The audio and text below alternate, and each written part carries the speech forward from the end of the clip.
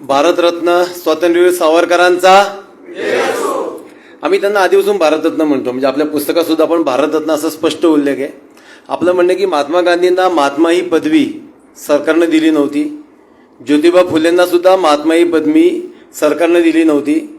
टिळकांना लोकमान्य पदवी सरकारनं दिली नव्हती, ती लोकांनी दिली होती.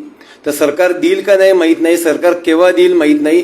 या सरकारकडनं तर अपेक्षा संपत आलेल्या आहेत. असं असताना आज आणि आत्तापासून आपण मात्र सावरकरांचा उल्लेख भारतरत्न स्वातंत्र्यवीर सावरकर असाच करायचा. आपण जर म्हणत गेलो तर हळूहळू बरोबर लोकांपर्यंत पोचतं. खरं तर अनेक वेळा असं होतं की सुरुवात करताना नेमकी काय सुरुवात करायची भाषणाची. कारण भाषण असं नाही, आपल्याला फक्त एक चर्चा करतो आपण म्हणून आधी या लोकांना बोलतं केलं.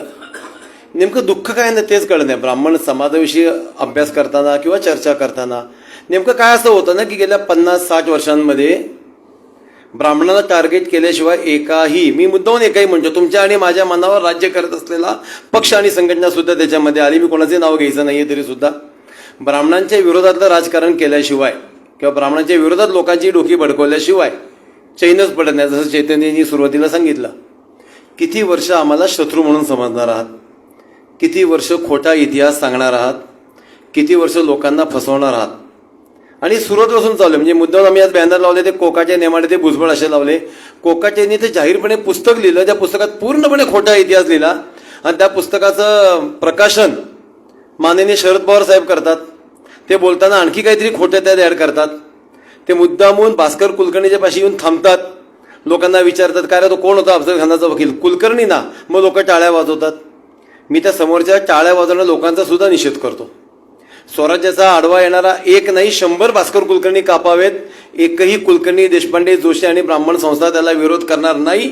पण त्याचबरोबर छत्रपती शिवाजी राजांच्या बरोबर असणारे दादोजी कोंडदेवांपासून बाजीप्रभू देशपांडेंपर्यंतचा उल्लेख का होत नाही आणि छत्रपती शिवाजी राजांच्या स्वराज्याच्या आडवे येणारे त्यांचेच नातेवाईक, त्यांचे सासरे, त्यांचे मेव्हणे, त्यांचा सुद्धा उल्लेख का होत नाही. खरं तर ब्राह्मण महासंघाची स्थापना ही तसं आपण सांगू शकतो की अगदी अनपेक्षितरित्या झाली, ठरवले नव्हतं. कोथरूडचा म्हणजे मागच्या 3 वर्ष आधी कोथरूडचा जेव्हा एक जागा बदलली गेली, मेहताताईंचं तिकीट नाकारलं गेलं, तेव्हा आमच्या मनात एक शंका आली की पुणे जिल्ह्यामध्ये 36 आमदार आहेत एकूण. एक काळ असं होतं की 36 पैकी 21 आमदार हे ब्राह्मण समाजाची बाजू घेणार होते. मुद्दाम असं म्हणतो स्पष्ट आणि सरळ. कारण जेव्हा जातीय आरक्षणाचा विषय असतो, जेव्हा पुणे शहरातले 2 मतदारसंघ राखीव असतात, पुणे जिल्ह्यातले 9 मतदारसंघ राखीव असतात, महाराष्ट्रातले 9 लोकसभा मतदारसंघ राखीव असतात, त्याच्या मागची कारणं असतात की त्या समाजाची बाजू, त्या समाजाची भूमिका लोकसभेत, विधानसभेत पोहोचली गेली पाहिजे, महानगरपालिकेत पोहोचली पाहिजे. म्हणून त्या समाजाचं व्यासपीठ असतं. खुल्या प्रवर्गाच्या लोकांना म्हणजे आपण असू, मराठा असू, यांच्यासाठी राखीव मतदारसंघ नसतात. पण त्या प्रमाणातल्या जागा ते पक्ष पुरेसे देत असतात. असं असताना जो पक्ष वाढवण्यासाठी आपण सर्वाधिक प्रयत्न केले, ज्या पक्षाला वाढवण्यासाठी संघानं सर्वाधिक प्रयत्न केले आणि तो संघ वाढवण्यासाठी पुन्हा कोणत्या समाजाने सर्वाधिक प्रयत्न केले, हे सर्वांच्या पुढे असताना त्याच समाजाला शत्रू का समजलं जातं. मेहताताईंचं तिकीट कापलं गेलं.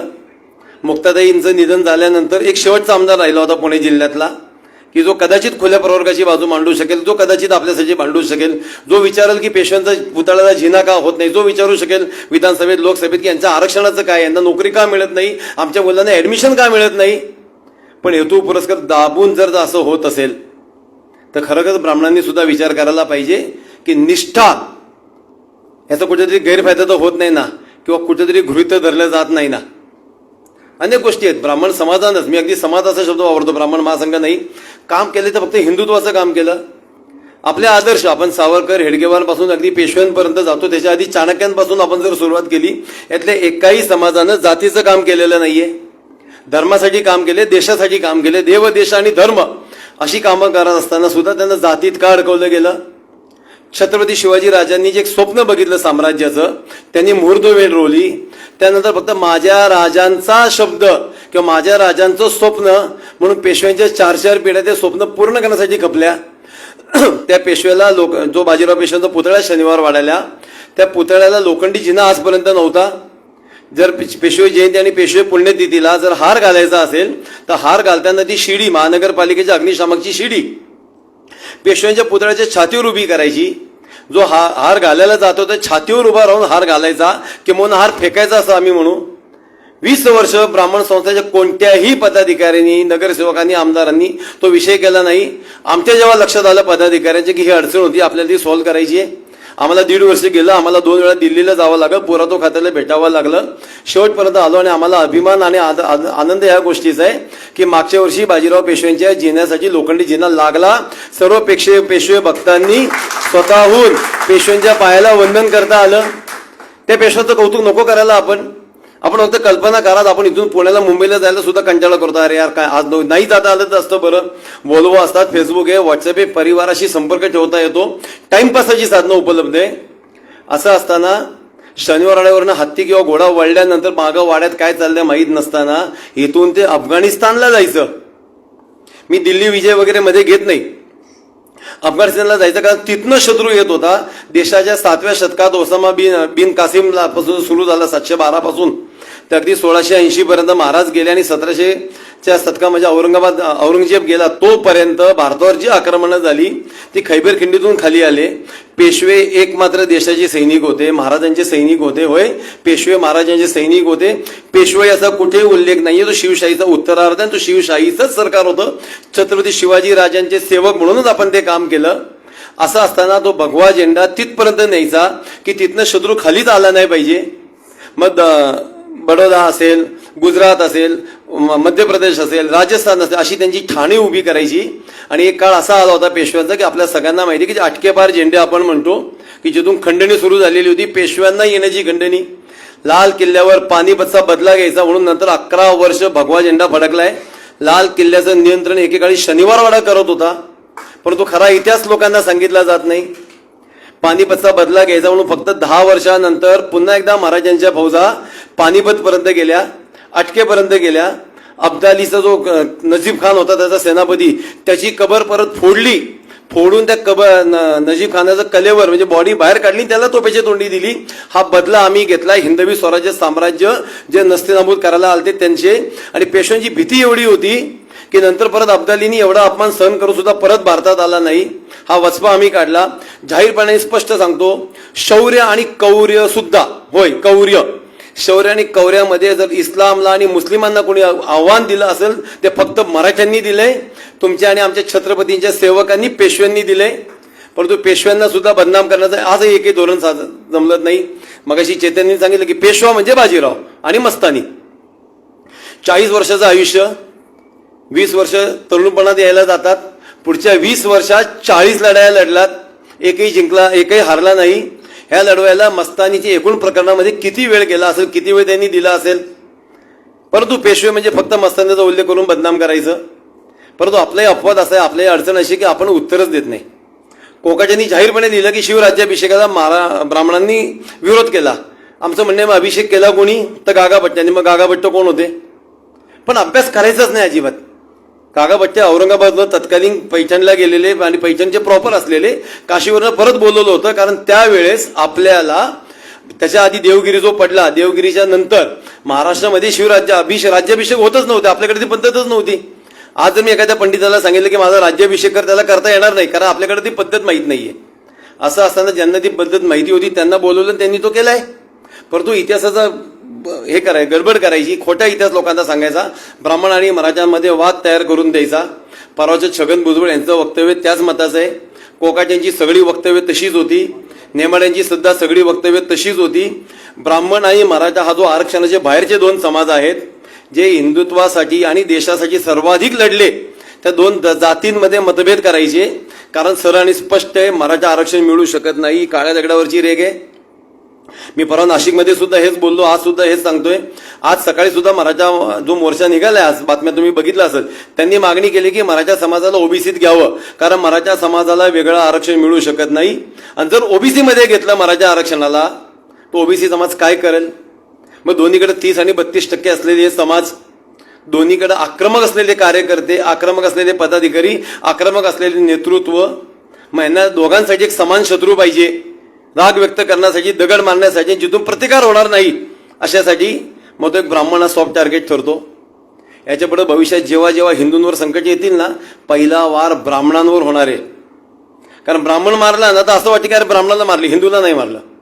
मराठा समाजावर हात उचलायची हिंमत नाही, ओबीसी एससी यांची समाजावर हात उचलायची हिंमत नाही. त्यातल्या त्या ब्राह्मण सॉफ्ट कडी लावतो, घरात बसतो. काश्मीरवरनं त्यांनी अंदाज घेतलाय, काश्मीरी पंडितांना हकललं एका रात्रीत 19 जानेवारी 1990. 2 दिवसाआधी घरावर स्टिकर लावले, तुम्ही उद्या घर सोडायचे, बायको आणि मुली इथंच ठेवून. आणि अक्षरशः तसंच झालंय. 5 लाख हिंदूंनी एका रात्रीत घर सोडलं. जेव्हा एखाद्या घरावर अन्याय होत होता तेव्हा शेजारचा माणूस आतमध्ये कडी लावून बसला होता की त्याच्या घरावर होतं, माझ्या घरावर काही होत नाहीये. पण जेव्हा माझ्या घरावर झालं ना तेव्हा शेजारी मला वाचवायलाही कोणी नव्हता. पण ही दुर्दैवी परिस्थिती आपण आजही तशीच चालू घेतोय. जन्मापासून अगदी आपल्याला शाळेत ऍडमिशन मिळत नाही, आर्थिक आरक्षण मिळत नाही, नोकरी मिळत नाही, नोकरीत प्रमोशन मिळत नाही. प्रत्येक ठिकाणी जिथं अन्याय करता येईल करायचा, अत्याचार करता येईल तितका करायचा. आणि का तर म्हणजे तुमच्या पूर्वजांनी कधीतरी कोणाला तरी आमच्यावर अन्याय केला होता, त्याचा कुठेही कागदोपत्री पुरावा सापडत नाही. जर ब्राह्मणांची हागणदारी कोणीतरी काढली असेल तर माझा प्रश्न आहे, ब्राह्मणेतर समाजासाठी का जेव्हा ड्रेनेज लाईन होत्या का, मग त्यांची कोणीतरी काढत होतं, मग त्या समाजाने अन्याय केला असं म्हणणार का? त्यावेळेचे राजे महाराजे सैनिक सेनापती पाटील जे कोणी होते त्यांच्या घरात सुद्धा ड्रेनेज लाईन नव्हत्या, त्यांचे हागणदारी कोणी ना कोणी काढत होतं. मग त्यांनी त्या समाजावर अन्याय केला असं म्हणणार का आपण? पण आपली विचाराची हिंमत केली आहे. आम्ही जो मुद्दोन एक बॅनर लावलाय की आपण आपलं क्षत्रियत्व विसरलोय. या पूर्ण देशामध्ये स्वातंत्र्य लढ्यामध्ये 2च परिवार असे आहेत की ज्यांचं पूर्ण घराची घरं राख रांगोळी झाली, घरावर तुळशीपत्र ठेवणं काय असतं हे 2 घरांनी दाखवलंय पूर्ण देशामध्ये. पूर्णच्या पूर्ण घरांनी, एक चाफेकरांचं, दुसरं सावरकरांचं. चाफेकरांचं फक्त कल्पना करा की 3 भाऊ, ऐन विशीतले 3 भाऊ इंग्रजी सेनापतीचा तेव्हा हत्या करायला येतात. त्यांना माहीत नव्हतं का आज आपला दिवस संपलेला आहे, उद्यापासून फक्त मरणाची वाट बघायची आहे. सावरकरांना माहीत नव्हतं, बॅरिस्टर झालेले सावरकर लंडनला जातात. आम्ही सावरकरांना अर्धा तास वेगळ्या विषयावर बोलतो. सावरकर बॅरिस्टर करायला लंडनला जातात, ते डिग्री सुद्धा घेत नाही. जेव्हा त्यांना ढिंगरांच्या प्रकरणामध्ये सांगितलं माफी मागत असेल तर डिग्री देतो, म्हणजे डिग्री नको, माझा अभ्यास झालाय, मी जे करायला आलो ते केलंय. मग शत्रू देशात जाऊन तिकडनं बंदुका पाठवायच्या, तिथं इथं क्रांती करायची. जेव्हा त्यांना कळलं होतं की भावाला अटक झालेली आहे, कुठे नेले माहीत नाही, बगूरच्या घरावर जप्ती आलेली आहे, असं असताना सुद्धा पुन्हा एकदा पॅरिसवरनं इंग्लंडमध्ये येणं, आपलं वॉरंट निघालेले माहीत असताना सुद्धा घेणं, इंग्रजांनी लगेच त्यांना अटक केली. गाडीवर उतरल्या अटक केलेली आहे. त्यांना माहिती होतं अटक होणार आहे, अटक करून घेतलं. आणि मग इंग्रजांचं जे काही ती नदी वगैरे तुम्हाला सगळं प्रवास माहिती आहे आपल्याला, हे शत्रूच्या गुरेत जाऊन आणि वॉरंट निघालेलं माहीत असून शत्रूला अटक करून घेऊन स्वतःला जो माणूस कार्य करतो त्याला आता भित्रा म्हणलं जातं, पळपुटा म्हणलं जातं. आपल्याकडून उत्तरच येत नाहीत. माझा आपल्या सर्वांविषयी ती तक्रार सुद्धा आहे. जसं मग ताईंनी सुद्धा सांगितलं की संख्या, मी समाधानी, मी आधी सुद्धा 50-60च्या संख्या सांगितली होती. आम्ही महाराष्ट्र विरोध, आम्हाला माहिती आहे, अंगठे दाखवा 4000 अंगठे येतील. पण आंदोलन म्हटलं तर नाही, आमचा तो पिंडच गेलाय. आपण आपल्यातलं क्षत्रियत्व विसरलोय, म्हणून अन्याय झालेला आहे. अजून किती दिवस क्षत्रियत्व विसरणार आहोत? किती दिवस आपण कोणीतरी आपल्याला गृहीत धरावं असं म्हणून चालणार आहोत? हा सुद्धा विचारायचा प्रश्न आहे. आपल्यावर जो अन्याय होतोय ना आता, तो आपल्या पूर्वजांचं शांत बसणं होतं. आपण जर आताही शांत बसलो तर येणारी पिढी आपल्याला माफ करणार नाही. दुसरा विषय असा आहे की कोकाटे असतील, नेमाडे असतील, भुजबळ असतील, यांची आधीची वक्तव्य काही सरकारला माहीत नव्हती का? आताची सरकारमध्ये आहेत ती, ज्यांनी आता ज्यांच्या पक्षात घेऊन पावन केलं त्यांना माहीत नव्हतं का की यांची आधीची वक्तव्य काय आहेत? आता वक्तव्य केल्यानंतर सुद्धा भुजबळांना कोणी माफी मागायला सांगत नाहीये. आपल्या विचारांचा, आपला आदर्श असलेला एकही नेता आपल्या बाजूनं बोलत नाहीये. कारण आपण 3% 5% आहोत. पण यांना माहीत नाहीये आपण जरी महाराष्ट्रात 3 ते 5% असलो तर 40 मतदारसंघात आपण 15%पेक्षा जास्त आहोत. हे 40 मतदारसंघातलं जर आपण गणित बिघडवलं ना तर कसबा व्हायला आणि जाता जाता राहिलेला खडक वाचल्यामध्ये वेगळी चिन्ह दिसतील. आणि आपण ती दाखवण्याची सुद्धा इच्छा आणि गरज आहे. जर तुम्ही आम्हाला गृहीत धरत असाल, तुम्ही आमची शेवटची आशा आहात, आम्ही तुमच्याकडनंच अपेक्षा ठेवणार आहोत. पण असं असताना तुम्ही जर आमच्यावरच अन्याय करत असाल, आमच्यावर अन्याय करणाऱ्या कुणाची तुम्ही बाजू घेत नसाल तर आम्हाला सुद्धा विचार करणं भाग आहे. हे आपण सुद्धा आता बोलणं आलं पाहिजे. ब्राह्मणांना याच्यापुढे कोणी गृहीत धरू नका. आम्ही हिंदुत्वाचं काम करतो, आम्ही जातीवाद करत नाही, आम्ही जातीचा अन्याय करत नाही, आम्ही जातीविषयी बोलत नाही. आमची मुलं शाळेत जाताना गोल डबा करून जेवत असताना आम्ही शेजारच्या मुलाला जात नाही विचारली. डोंसरेबाई मला शिकवायला होतं त्या ब्राह्मण, तर मला आत्ता कळलं इथं आल्यानंतर. 30 वर्षानंतर मी आज त्यांना भेटलोय. शाळेत डबा गोल करून बसतो, आम्हाला कधीच जाणवलं नाही शेजारचा कोण बसतो. आमच्या वडिलांनी सुद्धा सांगितलं नाही डबा करून बस, विचार शेजारी कोण बसले. पण आता हे सगळं घडतंय, आता हे सगळं होतंय आणि कुठेतरी टाळता आलं पाहिजे. कोणा पुन्हा तेच आहे की आपण विसरत चाललोय सगळं. मी जर काश्मीरी पंडितांचं सांगितलं, मी आरक्षणाचा आता विषय केला. आता मग अशी काकांनी एक विषय काढला की समान नागरी कायदा. म्हणजे एक प्रश्न सारखा आपल्याकडे येतोय की आपल्याला कोणी वापरत नाही ना, याचा सुद्धा आपण विचार करायला पाहिजे बरं का. समान नागरी कायद्याने हिंदू धर्माला काहीही मिळणार नाहीये.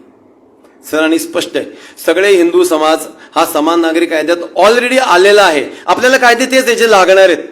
समान नागरी कायद्यामुळे फक्त मुस्लिमांचं जे 4 लग्न करतात ते, प्रत्येक मुळात 92% मुस्लिम एकच लग्न करतो, तर ते एक, आणि त्यांची दत्तक घेणं हे 2च, कारण तलाक ऑलरेडी कॅन्सल झाले. ह्या 2च गोष्टी आपल्यासारख्या होणार आहेत.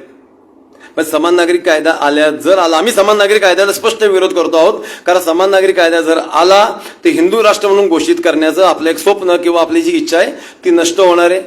परंतु आपल्याला नीट अभ्यास नसल्यामुळे आपण त्याचं समर्थन करतो. अजूनही UCC माफ करा NRC लागलेला नाहीये. रोहिंगे भारतात येणार, भारतातले मग पाकिस्तानमधले हिंदूंनी आपल्याकडे यावं म्हणून तो NCR लागला होता, तो इम्प्लिमेंट झालेला नाहीये. मग फक्त कायद्यांचे खेळ करण्यामध्ये आपला जो वेळ वाया घालवतायत आणि जातीमध्ये मतभेद करायचं, द्वेष निर्माण करायचं जे काम चाललंय ते कुठेतरी थांबलं पाहिजे. आपण गंभीरपणे आणि ठामपणे आपल्या भूमिका मांडल्या पाहिजे. ब्राह्मणांचा इतिहास हा जाज्वल्य इतिहास आहे. ब्राह्मणांचा इतिहास अभिमानाचा इतिहास आहे. माझी संपूर्ण खात्री की देशाचा इतिहास जरी लिहायला घेतला ना तरी तो ब्राह्मणांचा इतिहास आपोआप होतो. किंवा जर ब्राह्मणांचा इतिहास लिहिला गेला तर देशाचा इतिहास आपोआप घडतो.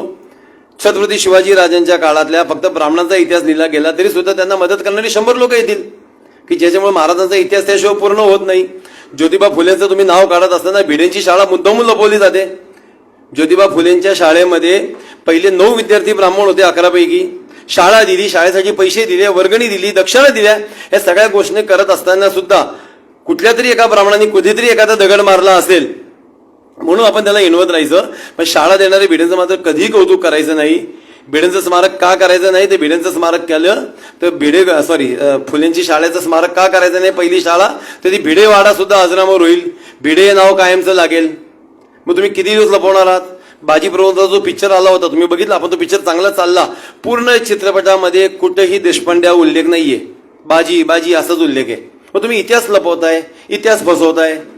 इतिहास नष्ट करायची कामं आपल्या समोर चालली असताना ब्राह्मण का एकवटत नाहीये, हा सगळ्यात मोठा प्रश्न आहे. मगाशी काकांनी एक उल्लेख केला की शत्रू घरापर्यंत आलाय. मी जे मगाशी सांगितलं तुम्हाला, इस्लाम शत्रू होय. घराघरात तलवारी गेलेल्या आहेत, घराघरात हत्यारे गेलेली आहेत, आपण ती बघितली आहेत. टीव्हीवर बातम्या आलेल्या आहेत. 4-5 पकडली जातात, 10-15 पकडली जात, कोणतेही पकडले गेले नाही. त्यानंतर परवा चंद्रकांत दादा पाटलांनी जाहीरपणे सांगितलं की पुण्यामध्ये अतिरेकाचं एक मोठं रॅकेट आलेलं आहे. फक्त मी पालकमंत्री म्हणून जाहीर सांगू शकत नाही, मला त्यांच्या मर्यादा मान्य आहेत, पण एक कुठपर्यंत आलेलं आहे. अशा वेळी असं असताना घरादारावर जर हल्ले झाले तर आपण काय करणार आहोत? पुन्हा एकदा सांगतो, सगळ्यात पहिला वार आपल्यावर होणार आहे. आपण एकटे पडणार आहोत. IG मुश्रीफ जो IG होते त्यांनी एक पुस्तक लिहिलं होतं की हिंदूंनी सगळे बॉम्ब फोडले आणि मुस्लिम हँग, हिंदू बॉम्ब स्फोट मुस्लिम हँग, असे त्यांनी एक पुस्तक लिहिलं. आम्ही त्या पुस्तकाला विरोध करायचा उभा राहिलो. त्यांचं म्हणणं असं होतं की 1992 पासूनचे जे साखळी बॉम्बस्फोट मुंबईचे झाले तिथपासून ते अगदी काल परवापर्यंत झालेले बॉम्बस्फोट जे हिंदूंनी केलेत, संघानं केलेत, स्पष्ट त्याच्यामध्ये उल्लेख आहेत, आणि मुस्लिमांना अडकवलं. सगळ्या हिंदुत्वादी संघटना एकत्र आल्या. त्या पुस्तकाचं ओपनिंग होतं बालगंधर्वाला, त्याला विरोध करायचा असं ठरलं. मी जे मगाशी म्हणतो ना ब्राह्मण काय एकटे पडतो त्याचं उदाहरण आहे. आम्ही सगळे गोल बसलो होतो आणि चर्चा करून की आज बालगंधर्वाचा कार्यक्रम उरकायचा, म्हणजे तो होऊ द्यायचा नाही. मुश्रीफने त्या दिवशी एक स्टेटमेंट केलं की मला ब्राह्मण म्हणायचं होतं, मला हिंदू म्हणायचं नव्हतं. बाकीच्या सर्व संघटना निघून गेल्या. अरे तेव्हा त्यांनी माघार घेतली, तू हिंदू कुठं म्हणतोय? ही परिस्थिती सगळे हिंदुत्ववादी संघटनांना सुद्धा आपण जवळचे वाटत नाही. अगदी परवाचं जी एल्गार परिषद झाली त्यांनी सांगितलं हिंदू सडका आहे. आम्ही पोलीस स्टेशनला गेलो, तक्रार दिली. कोळसे पाटील व्यासपीठावर आले, नंतर की मीडियासमोर आले, म्हणजे आम्हाला हिंदू म्हणायचं नव्हतं, आम्हाला ब्राह्मण सडका म्हणायचं होतं. सगळे गप्प. का असं होतं माहिती का? घराघराचे विष पसरले गेले 10-15 वर्ष आधी, आता ते वाढले. माझ्या पराजयाला, माझ्या पराभूताला किंवा मला जे काही थोडाफार कमी मिळते त्याला हा शत्रू म्हणून जो खोटा उभा केलाय ब्राह्मण, त्याच्या विरोधात सुद्धा आपण आवाज उठवावा लागेल. आम्ही शिवराज्याभिषेक तेवढंच जोरात करतो. मराठा समाजाचे काही वेदनाही मला मान्य आहेत. जेव्हा जेम्स लेननी काही पुस्तकं लिहिली त्याच्या विरोधात अख्खा महाराष्ट्र रस्त्यावर आला असताना ब्राह्मण संस्था तशा कोणती रस्त्यावर आल्या नाहीत की आमच्या आईविषयी असं का बोलताय. ती त्यांची खंत असेल, कदाचित बरोबरी असेल ती खंत, नाही आलो, पण तेव्हा ब्राह्मण महासंघ नसता, असता तर आलाही असता. पण आता आम्ही शिवराज्याभिषेक करतोय, शिवजन्मदिवस करतोय, प्रत्येक कार्यक्रम आम्ही करतो, आम्ही संभाजीराजांसाठी म्हणतोय. असं असताना आता मराठा समाजाने सुद्धा आम्हाला जवळ घ्यावं अशी आमची अपेक्षा आहेत. मी नेहमी व्यासपीठावर सांगतो की मराठा समाजाला आम्ही आमचा पालक समजतो, फक्त त्या पालकाने आम्हाला बालक समजून एवढीच आमची अपेक्षा आहे. आमचाही काहीतरी इतिहास आहे, आमची काही ताकद आहे, आमचे या देशासाठी, हिंदुत्वासाठी, राष्ट्रासाठी काही देणं आहे. 1857च्या उठावापासून पार 1947 पर्यंत बघितलं तर आमचा झेंडा आहे ना तिथं. जोपर्यंत पेशवे शनिवार वाड्यावरचा युनियन जॅक लागला आणि भगवा हल्ला नाही, तोपर्यंत इंग्रजांनी भारत जिंकला असं लिहिलं नाही. दिल्ली जिंकताना त्यांचं कॅप्टन तिथं लिहितोय लंडनमध्ये की आम्ही दिल्ली मराठ्यांकडनं घेतली, मुस्लिमांकडनं घेतली नाही. परंतु खोटा इतिहास, काँग्रेसची जी पापं आहेत ना, काँग्रेसची जी कारणं आहेत की पूर्ण खरा इतिहास त्यांनी लपवला. 800 वर्ष 1000 वर्ष आपण गुलामगिरीत केलो असं सांगितलं गेलं. आम्ही लहानपणापासून तेच शिकलो, तेच वाटलं. पण आता जेव्हा इतिहासाचा अभ्यास करतो तेव्हा लक्षात येतं की हा देश मुस्लिमांच्या ताब्यात कधीच नव्हता. 7व्या शतकात आलेला बिन कासेम ते 1680 नंतर म्हणजे 17व्या शतकामध्ये औरंगजेब मेला तोपर्यंत आपण इस्लामशी लढलो. म्हणजे राजपूत लढले, पंजाब लढले, महाराष्ट्र लढला. महाराष्ट्रातला कोणत्या राज्य, कुठल्या मुस्लिम शासकाने महाराष्ट्रावर राज्य केलं असं म्हणजे तर नाहीये त्याचं उत्तर. काही काळ मधला 50-60 वर्ष जर सोडलं तर बिलकुल त्यांनी राज्य केलं असं म्हणता येणार नाही. पण आपल्याला गुलामगिरीचा इतिहास शिकवला की नाही, तुमचा जन्म हा पराभूतांचाच जन्म आहे, तुमचा तुम्ही हारण्यासाठीच जन्मलेला आलात. तो इतिहास बदलण्याची वेळ आली आहे. अशी अनेक पुस्तकं आता बाजारात उपलब्ध आहेत की जे खरा इतिहास सांगतात ते आपण केलं पाहिजे. काश्मीरचं मी बार उत्तर देतोय की फक्त काश्मीर नाही, दिल्लीपासून माननीय पंतप्रधानांच्या घरापासून 80 किलोमीटरवर असलेलं कैराना, आत्ताची गोष्ट आहे 2 वर्ष आधीची, आपलं हिंदुत्ववादी सरकार असताना आपण म्हणतो ते कैराना जे गाव आहे ना 80 किलोमीटर लांब आहे पंतप्रधानांच्या घरापासून. 160 हिंदू घरं रिकामी गेली अशीच काश्मीरसारखी चिठ्ठी लावून. मेवात लोकसभा, राष्ट्रपती भवन पंतप्रधानांच्या घरापासून 90 किलोमीटरवर आहे. 4 महिन्याआधी सगळी घरं रिकामी गेली हिंदूंची. एकही माणूस मदतीला येत नाही बरं का, एकही. आज भारतामध्ये 50 जिल्हे काश्मीर झालेत. आज भारतामध्ये 50 पेक्षा जास्त शहरं हिंदू विरहित झाली, जिथे हिंदू अल्पसंख्याक झालाय. ते हिंदुत्व रक्षणाचं काम हे सुद्धा आपणच करायचंय. सर्व जाती जमातीशी आपल्याला एकरूप करून एकमतानेच काम करायचंय. असं असताना त्यांनी फक्त आमच्याविषयी काही मनात राग व्यक्त होऊ नये ही आमची साधी अपेक्षा त्या समाजाकडनं आहे.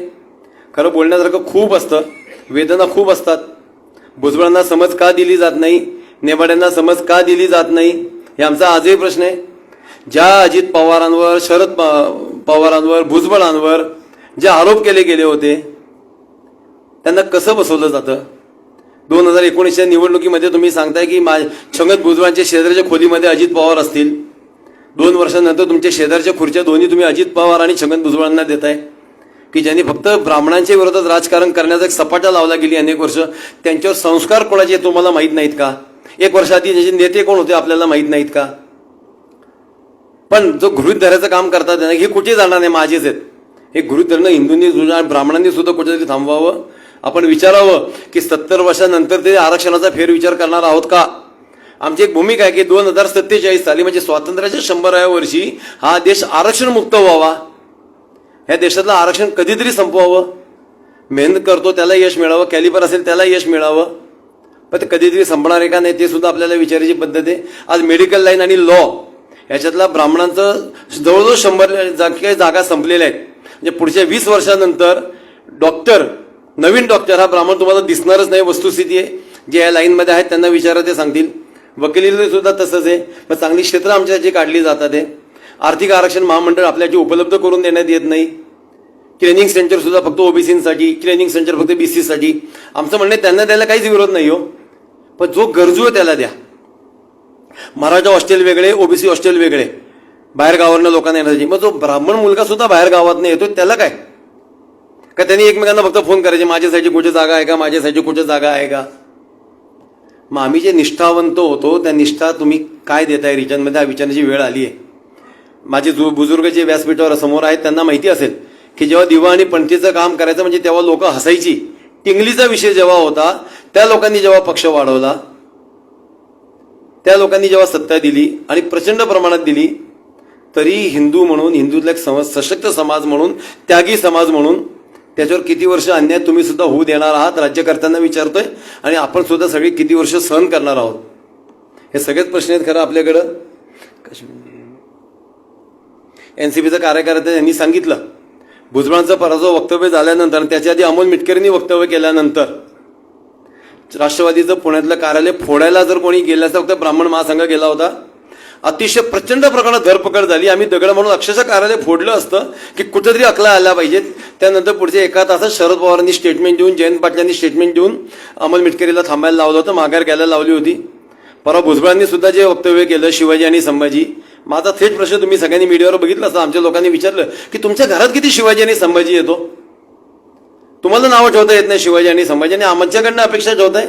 आमच्यासाठी दैवत आहेत, दैवताची नावं तशी शक्यतो घराघरात ठेवत नाहीत. मग तुम्ही का नाही ठेवली? मग तुमच्या वडिलांचा तुम्ही निषेध करणार आहात का की तुमच्या वडिलांनी शिवाजी महाराज येतं सोडा, उलट त्यांच्या अगदी विरोधात असं छगन नाव ठेवलं? पण हा प्रश्न विचारला जात नाही, आपल्या बाजूनी कोणी उभं राहिलं जात नाही. आणि उद्या मला खात्री की उद्या मी जर मोर्चा किंवा आंदोलन असं सांगितलं, तुमच्यापैकी सुद्धा 10% लोक येतील, आम्हाला अंगठ्या 500 लोक दाखवतील. किती दिवस सहन करायचा? सारखा सारखा माझा एक प्रश्न असणार आहे. संकटात आहे. देशातली पहिली सगळ्यात संस्कृती, जगातली म्हणून ती वैदिक संस्कृती असते, ती आपण टिकवली. ज्या काळात माईक नव्हते, लाऊडस्पीकर नव्हते, अँप्लिफायर नव्हते, लिहिण्या वाचण्याची संवाद नव्हती, त्यावेळेस एकाच सुरात वेद, अनेक पिढ्यानपिढ्यांनी तसेच वेद, एकही शब्द न बदलता, एकही उच्चार न बदलता, एकही ती पद्धत न बदलता, अशी जशी त्यांनी हजारो पिढ्या पुढे आणल्यानंतर लेखन वाचनाची संधी झाली. ज्यांनी वेद टिकवले, ज्यांनी देशाची संस्कृती टिकवली, त्या समाजाला तुम्ही टार्गेट करताय. कारण इंग्रजांनी सुद्धा जाताना सांगितलं होतं, तुम्ही इतिहास बघा देशाचा, ज्या जगाचा, ज्या ज्या देशावर मुस्लिमांनी गेली 50 आणि 100 वर्ष फक्त राज्य केलं, ते युरोप अख्खं ख्रिस्तमय झालं. मुस्लिमांनी ज्या 50 आणि 100 वर्ष राज्य केलं, 50 आणि 100 वर्षामध्ये देश सगळीच्या सगळी कन्वर्ट झाली, पूर्ण ख्रिश्चन, पूर्ण मुस्लिम. परंतु ह्या देशावर 700-800 वर्ष विरोधी धर्मियांचे हल्ले होऊन, अगदी कौर्यपणे हल्ले होऊन सुद्धा हा देश हिंदुस्थानच राहिला. आणि ह्यातलं सगळ्यात मोठं श्रेय ब्राह्मण समाजाला इंग्रज लोक देत आहेत. पण आपण मात्र ते घेत नाही, कारण आपली ती परंपरा आपण जोपासली होती, आपण ती संस्कृती जोपासली होती. सावरकरांचा अपमान पदोपदी होता. आम्ही मुद्दाम सावरकरांची पुस्तकं छापलीत. ब्राह्मण संस्था म्हणजे फक्त हळदी कुंकू, फक्त कोजागिरी पौर्णिमा, फार फार तर वर्धापन दिन आणि मंगळागौर, ह्याच्या पुढे एकही ब्राह्मण संस्था गेली नव्हती. आम्ही पहिल्यापासून ठरवलं की आपण वेगळंच काम करायचंय. आपली पहिली टॅगलाईन होती, आमचा ब्राह्मण महासंघ वेगळा आहे. आम्ही पेशवेंवर पुस्तकं छापली, आम्ही छत्रपती शिवाजी राजांचा सुद्धा खरा इतिहास छापला. आणि आता सावरकरांची सुद्धा भाषणं, स्वातंत्र्यवीर सावरकर हिंदू महासभेचे अध्यक्ष असताना त्यांनी 41 भाषणे एकूण केली होती, पण ती कुठेही सापडत नव्हती एक गट्टा अशी. ती 41 भाषणे एकत्र करायला आम्हाला 6 महिने गेले. कोणाकडे 4, कोणाकडे 5, कोणाकडे 3, ती मिळाली. त्या भाषणाचं एक पुस्तक आहे. आचार्य अत्रेंनी सावरकर गेल्यानंतर खरं तर प्रयोगशन केले, किती मोठी गोष्ट आहे. पण येणाऱ्या पिढीला सावरकरांचं ते कार्य माहीत नाही. सावरकर त्यावेळी असं लिहितात आहे की मी जेव्हा या देशाला काहीतरी देणं लागत होतो, मी लढाई लढलो, मी लेखन केलं, मी वाचन केलं. आता जर मी देशाला काही देऊ शकत नाहीये, तर मला या देशाचं पाणी पिण्याचा अधिकार नाहीये, म्हणून मी अन्न त्याग करतो आणि मी जातो. याला प्रयोगशन म्हणतात. मग ते गेल्यानंतर आचार्य अत्रेसारख्या लेखकांनी स्वातंत्र्यवीर सावरकरांवर 19 अग्रलेख लिहिलेत. सावरकरांची 19 रूपं. कारण गद्यातला असा एकही प्रकार नाही की जो सावरकरांनी केला नाही. सावरकरांनी लेखन केलं, सावरकरांनी वाचन केलं, सावरकरांनी कविता लिहिल्या, सावरकरांनी गद्य कविता लिहिल्या, सावरकरांनी महाकाव्य लिहिलं. सावरकर वक्ते होते, सावरकर संयोजक होते, सावरकर राजकारणी सुद्धा होते. त्या सावरकरांना एका वाक्यात एका अग्रलेखात कसं मांडायचं, तर अत्रेंनी 19 अग्रलेख लिहिले. ती सुद्धा पुस्तकं आम्हाला सगळी हँडल करायला वेळ गेला, सगळे एकत्र आणायचा. ते आम्ही पुस्तक प्रकाशित करतो आहोत. कोकाटेंच्या आरोपांना उत्तरं देत आहोत. आम्ही आमच्या पद्धतीने काम करत असताना निदान तुम्ही ब्राह्मण महासंघाच्या कार्यक्रमात यावं, ब्राह्मण महासंघाला लोक जोडून द्यावी. ब्राह्मण महासंघाच्या पतसंस्था सुद्धा खूप चांगल्या चाललेल्या आहेत. अगदी 10,000 5,000ची एफडी करून बघा, अंदाज घ्या लोकांचा. खूप स्ट्रॉंग टीम आहे ब्राह्मण महासंघाची सगळी. त्यामुळे वेगळ्या पद्धतीनं काम करत असताना तुमच्या सुद्धा सगळ्यांचे आशीर्वाद आम्हाला आवश्यक आहेत. चैतन्यजी आणि विद्या मॅडमने अगदी 1-2 महिन्याआधी जिल्हाध्यक्षपदाचा कारभार घेतलाय. हर्षदजी, नीता मॅडम थोडेसे त्यांना 2 वर्ष आधी घेतला होता. पण अतिशय सुंदर काम करतायत. ते पूर्ण शहर जिल्ह्यामध्ये बांधणी झालेली आहे. तुमच्या सगळ्यांच्या आशीर्वादाची गरज आहे. ब्राह्मण महासंघाबरोबर जोडल्या गेल्याचा तुम्हाला कधीही कोणालाही पश्चात्ताप होणार नाही याची मी एका शब्दात खात्री देतो. थांबतो, खूप जास्त बोलणं झालं आपलं असं म्हणू शकतो. परंतु आपण सुधारायला पाहिजे. एक नक्की आहे, कळकळीने म्हणतो पूर्ण महाराष्ट्रात फिरतोय. महाराष्ट्रातले काही गावं राहिली असते की ज्या गावात आमच्या बैठका मिटिंगा झालेल्या नाही आहेत. परिस्थिती अतिशय वाईट आहे.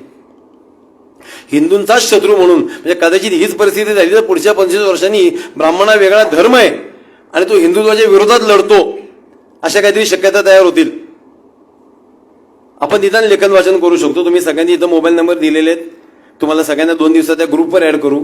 त्या ग्रुपवर तुम्ही तुमच्या लोकांची नावं टाका, अजून मित्रांची नातेवाईकांची की ह्यांना ॲड करा, भागातल्या त्या भागात ॲड करू. आजची संख्या माझी अपेक्षेपेक्षा जास्त आहे. युवक वर्ग सुद्धा चांगला मोठ्या प्रमाणावर आलेला आहे. पुढच्या 2 महिन्यानंतर आणखी एक मोठा मेळावा घेऊ, याच्यापेक्षा मोठी गर्दी करू. पण आवाज उठला पाहिजे. जातीसाठी प्रत्येक समाज काम करतोय. मी जैन धर्माचं उदाहरण नेहमी देतो की भारतात जैन आणि ब्राह्मण ही लोकसंख्या साधारण सेम आहे, 3 ते 5%. पण आपल्यात फरक किती आहे मी काय वेगळी सांगायची गरज नाही.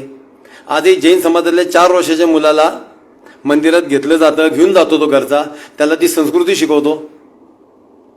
आपण काहीच नाही करत. मी जर खात्रीने तुम्हाला सांगितलं की तुमच्या इथल्या किती मुलांना आणि नातवांना मनाचे श्लोक येतात, मला वाटत नाही एकही मुलगा हातवर करेल, पालकवर करेल. जबाबदार कोण आहे त्याला? आपली पिढी तर आहेच, म्हणजे आपला मुलगा आपली सून तर 100% आहेत. पण आपणही सक्ती नाही करू शकत. तुला पिझ्झा खायला नाहीच, तुला हे करावंच लागेल. हिंदुत्व टिकवायचं, आपल्या जात नाही टिकवायची, नक्की नाही जात टिकवायची. ब्राह्मण महासंघ एकमात्र संघटन असेल की जो म्हणतो की जातीपेक्षा आम्ही धर्माचं काम करतो. पण कुठेतरी गंभीर व्हावं लागेल एवढी आशा आणि अपेक्षा व्यक्त करतो. आपल्या नेहमीपणे जयस्तुती, आपण सामुदायिक जयस्तुती म्हणत असतो. सावरकरांना जिवंत ठेवण्याचं काम आपल्याला करायचं आहे. आम्ही अंदमानला जेव्हा गेलो होतो, आपल्यापैकी कोणी अंदमानला गेले का नाही मला माहीत नाही. कोण कोण गेले अंदमानला? किती दुर्दैव आहे ना, 5 आणि 6 हात वर जातात. खरोखरच ती सावरकरांची खोली आहे ना, स्टेजच्या निम्मी आहे बरं का, स्टेजच्या निम्मी. त्या खोलीमध्ये सकाळी त्यांना संध्याकाळी 6ला दाबलं जायचं, सकाळी 11ला बाहेर काढायचं, संध्याकाळी 6 ते सकाळी 11 सकाळचा प्रातविधी. म्हणजे नाव घेऊन सांगायचं तर मुतणं हागणं ह्यासाठी एक भांडं दिलेलं होतं. भांडं आजही सावरकरांच्या फोटोच्या खाली ठेवलेलं आहे. ते भांडं घासून दुपारी त्या भांड्यात त्यांनी जेवायचंय. स्वतःच्या फाशीचे दोर स्वतः तिथं विणलेत. आणि त्या सावरकरांना आपण आजही भारतरत्न देत नाही. कोणी भित्रा पळपोच्या म्हणतात आपण फक्त 1 वर्ष आपल्याबरोबर एखादा पक्ष येतो तर 2 दिवस उड्या मारतो. का हो? मुलायमसिंग यादवांना ज्यांनी कार सेवकावर हत्या गोळ्या जाडल्या असं ज्या मुलायमसिंगचं वर्णन केलं गेलं, मुलायमसिंग म्हणायचे, त्या मुलायमसिंग यादवाला मागच्या वर्षी पद्मभूषण दिले. मागच्या वर्षी दिले बरं का.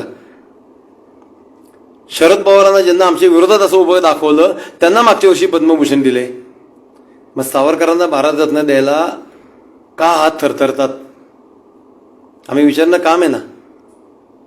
पण जर काहीच विचारत नसतील, सावरकरांवर अन्याय फक्त ब्राह्मण म्हणून होत असेल की यांची काही मतांची एवढी आकडेवारी नाहीये, काही फरक पडत नाही, राहू द्या, किंवा राजकीय वापर करायचा आई निवडणुकीच्या वेळी द्यायचं की ते दिल्लीला येडं पोरगं काहीतरी बोलणार, मग हिंदुत्ववादी मतदान इकडं होणार.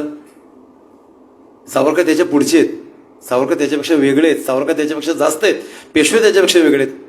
लोकमान्य टिळकांना त्या काळात सुरुवातीला जी पिढी मला माहिती आहे त्यांना तेला तांबोळ्यांचे पुढारी म्हणायचे. आता त्यांना भटमान्य म्हणायला लागलेत. आपली पिढी लोकमान्य टिळकांना तेला तांबोळ्याचे पुढे विसरून गेलेत. लोक स्वातंत्र्याचा असंतोष पसरवणारा नेता म्हणून इंग्रजांनी ज्याच्याविषयी लिहिलं, आपल्याला लोकमान्य टिळक तेवढेच माहिती आहेत. मी शेंगे खाल्ले नाही, मी टरफले उचलणार नाही, संपले लोकमान्य टिळक 2 पानात. गीता रस्ते कोण सांगणार? मंडाले कोण सांगणार? त्यांचं लेखन कोण सांगणार? आपण सांगू, सरकार नाही सांगत आहे. चापेकर सुद्धा संपले. चापेकर लोकांना आठवत नाही. घरी जाऊन मुलांना विचारा चापेकर माहिती आहेत का? माहीत नाही. इतिहासात उल्लेख नाही. सावरकरांच्या बंधूंचा कुठेही उल्लेख नाही.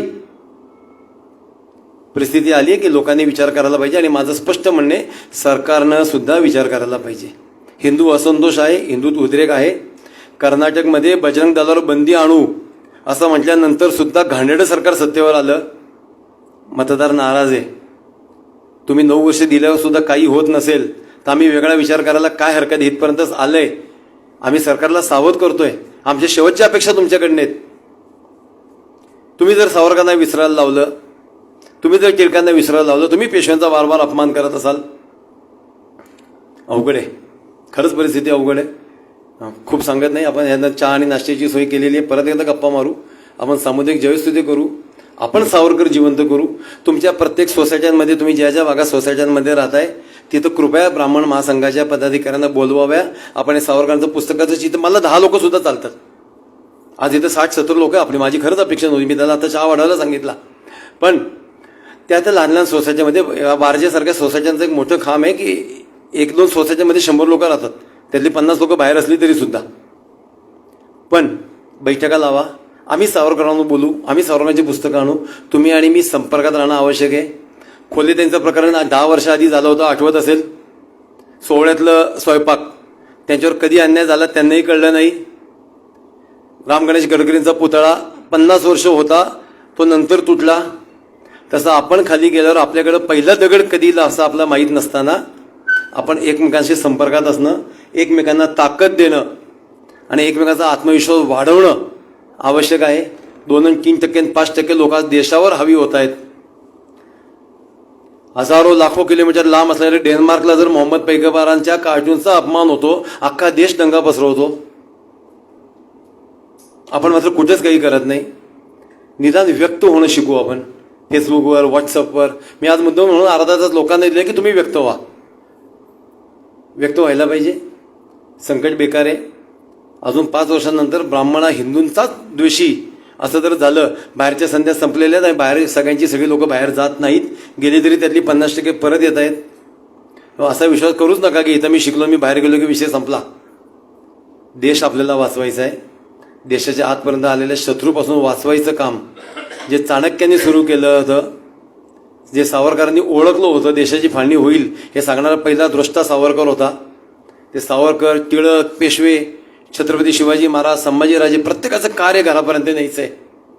एवढंच सांगतो, थांबतो. खरं आपण सगळे एका वेगळ्या ह्याच्यामध्ये गेलेला मलाही जाणवतं आहे ते, पण आपण थांबू इथं.